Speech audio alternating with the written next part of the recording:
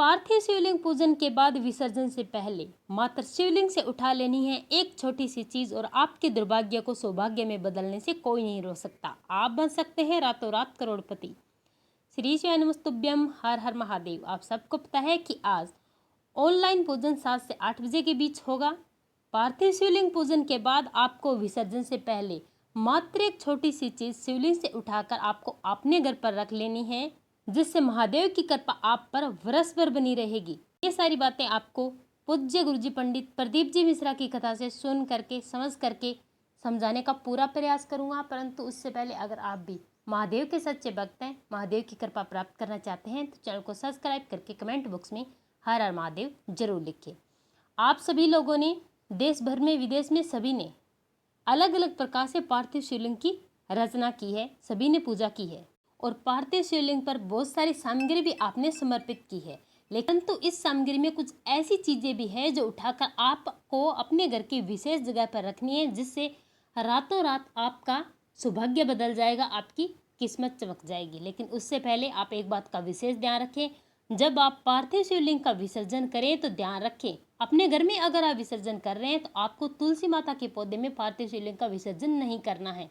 पूज्य गुरु जी ने किसी भी नहर, नदी, जलाशय में इसका विसर्जन करने को बोला है। जब आप पार्थिव शिवलिंग का विसर्जन करें तो आपको विसर्जन ऐसे करना है, विसर्जन करते समय आपको शिवलिंग की जो जलाधारी है जो उत्तर की तरफ रहती है उसे आपको विसर्जित करते समय अपने तरफ रखना है, उत्तर की तरफ नहीं रखना है। जिस ओर आपका मुख होगा आप अपनी तरफ पार्थिव शिवलिंग की जलाधारी करें।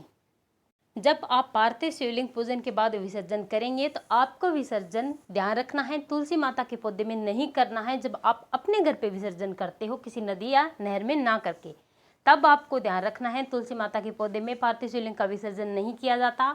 अन्य किसी भी गमले में, पौधे में आप इसका विसर्जन कर सकते हैं, लेकिन आपको ध्यान रखना है आप एक बाल्टी में पार्थिव शिवलिंग का विसर्जन करें। तो आपको पार्थिव शिवलिंग का विसर्जन अपने हाथ में उठाकर पहले बाल्टी में करना है। विसर्जन करते समय जब आप बाल्टी में करें, चाहे गमले में करें, फिर या नदी, तालाब, जोड़े, कुएं, बावड़ी में करें, विसर्जित किसी भी चीज़ में आप करते हैं, तब पर भी आपको विसर्जित करते समय पार्थिव शिवलिंग की जलाधारी जो हमेशा उत्तर की तरफ रहती है, लेकिन पूज्य गुरुजी ने अपनी कथा में बताया कि विसर्जित करते समय जलाधारी आपको अपनी तरफ करनी है, उत्तर की तरफ नहीं करनी है। और जब आप विसर्जित करेंगे तब पर आप आपकी जो भी विशेष मनोकामना है विसर्जित करते समय आप महादेव से कह दें, अपनी मनोकामना को अच्छी तरह से महादेव से कहें और श्री शिवाय नमस्तुभ्यम मंत्र का जाप करते हुए आप इस पार्थिव शिवलिंग का विसर्जन कर दें। तो सबसे पहले आपको इसका विसर्जन बाल्टी में करना है। अगर आप तालाब में करने जाते हैं तो, अगर आप तालाब, कुएं, बावड़ी में नहीं जाते हैं तब पर आप किसी गमले में या किसी भी पौधे की जड़ में इसका विसर्जन कर सकते हैं। जलाधारी का मुख आपको अपनी तरफ करके विसर्जित करना है, अपनी मनोकामना करते हुए। और बाल्टी में शिवलिंग का विसर्जन करने के बाद आप नदी, कुएं, तालाब, बावड़ी, किसी भी जोड़े में जाकर आप इस शिवलिंग का विसर्जन करें।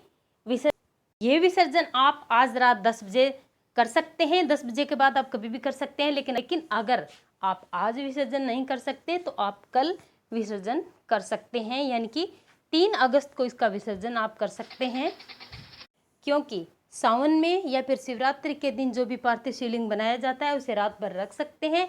और वैसे ही हम जो बनाते हैं बिना सावन, जो हर रोज शिवलिंग बनाते हैं, उसे हम रात भर नहीं रख सकते, रात होने से पहले उसका विसर्जन करना होता है।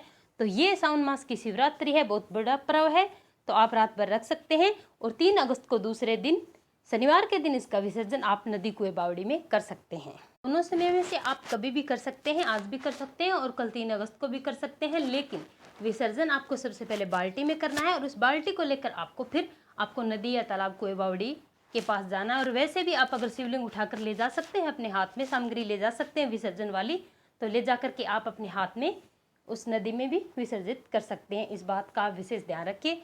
आप इतनी मेहनत करते हैं, इतनी मेहनत से पूजा करते हैं, पार्थिव शिवलिंग का निर्माण करते हैं और विसर्जन की विधि अगर आपने सही नहीं अपनाई तो आपकी जो पार्थिव शिवलिंग का फल है वो आपको नहीं मिलता है। इसलिए इस बात का विशेष ध्यान रखें। और अब बात करते हैं कि वो कौन सी विशेष चीज़ है जिसे हमें हमारे घर पर रखना है और कौन सी वो चीज़ें हैं जिन्हें हमें विसर्जित करना है। बस थोड़ी सी वीडियो और है, ध्यान से सुनना। छोटी सी चीज़ आपकी ज़िंदगी बदल सकती है।